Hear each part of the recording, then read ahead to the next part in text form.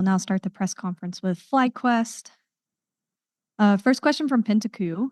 Busio, please predict your next match opponent.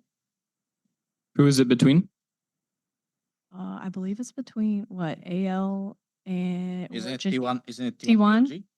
T1, BLG, Okay. I predict we will be facing T1. inspired. I think we'll be playing against BLG. I think T1 is gonna win 3-1 or 3-0 with BLG. Next question from Pentaku, inspired. Skumon mentioned that you are the strongest jungler from Europe. How did you feel facing him today? I do think he played pretty well. I think it was really hard to get a lead over him. I think in game 1 he was in a really solid spot with Maokai, and game 2, even though he got invaded, he managed to recover pretty well. Yeah, I was pretty surprised that he managed to hit level 6 really fast with Vi. And then I think he was doing a good job in team fights. I think first 2 games he played pretty well. I think in game 3 he just made some mistakes, but I felt like all of the players on G2 in game 3 were nervous. I think starting from the draft, I think the draft was pretty bad. I think game 3 draft really bad. I think game 1 and 2 they were pretty good, but game 3 they did a really bad draft, and all of the players made a lot of mistakes. So the game was pretty easy, and I felt like he just couldn't do anything in game 3 after he made one mistake. So Follow-up question from G2 Esports. Do you consider this to be a series of better jungler wins? I don't know, honestly.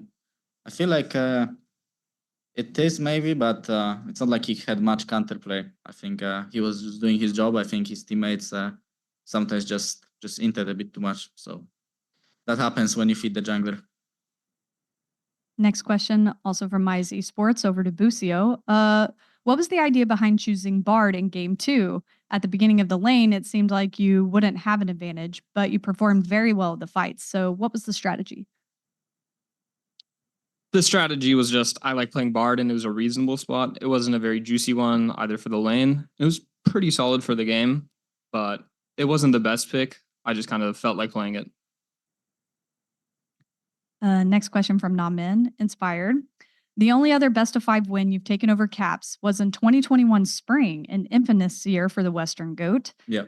This time, though, he's performing individually. It feels like G2 isn't functioning properly or maybe not meeting expectations. So what do you think is going on with this roster, and what would you change, if anything? I don't know, honestly. It felt like they are lacking a lot of confidence when they play.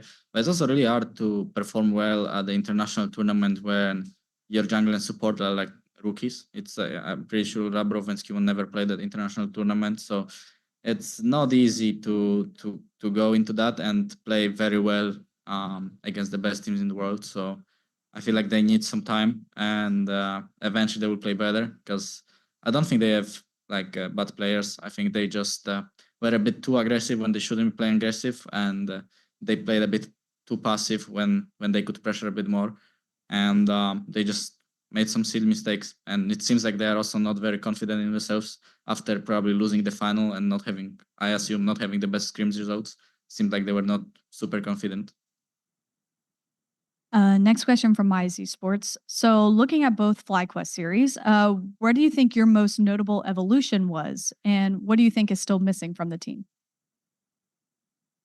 I don't know if there was ever a special evolution. I think we just play a bit better than we used to. I think against Asian teams, you need to not lose lane too hard if you want to beat them, because I mean, basically that's every game of League. If you lose lane, it's hard to win a game, and they are usually really good at laning. So I think with the more time passing and more games we lose, like we learn, and then we try to not lose in a similar fashion, and then eventually we are gonna be able to get out of lane well in the well spot, and then hopefully we will perform well in team fights, because I think we team fight well, but it's just a problem if we don't get there at the even footing. And I think with more reps and more practice, we are getting better at laning against the best teams.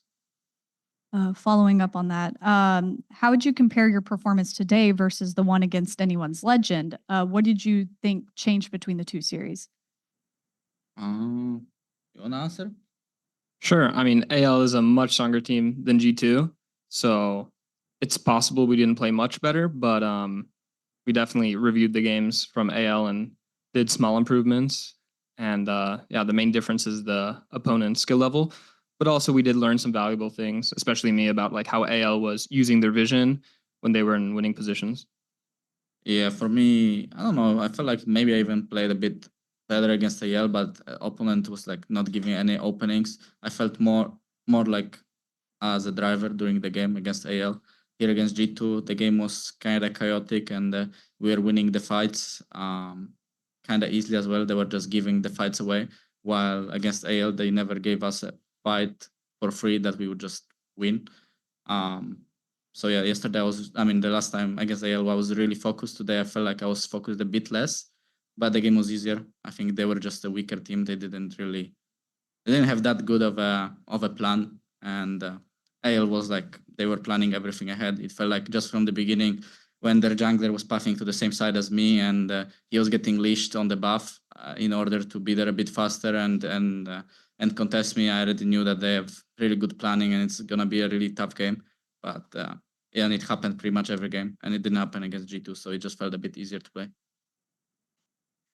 Question from FD News, maybe over to Busio. During this match, FlyQuest as a team made some mistakes that had let G2 make small comebacks during games 2 and 3.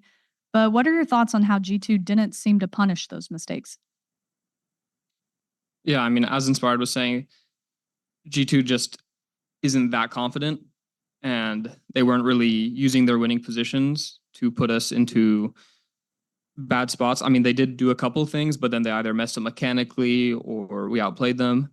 But honestly, like games 1 and 2 were back and forth almost the entire time. So it just came down to like fighting and who would make a bigger mistake.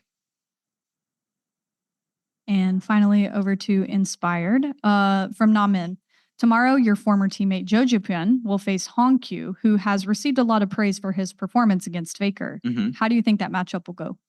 And honestly, I do think that Jojo was kind of gapping Knight when they played against each other. But I think his teammates were just not as good as the enemy teammates. So hopefully this time his team is gonna step up, and I do think he's gonna perform very well, and I do think they will win. So I'm cheering for him. And that concludes the press conference with FlyQuest. Thank you. Thank you.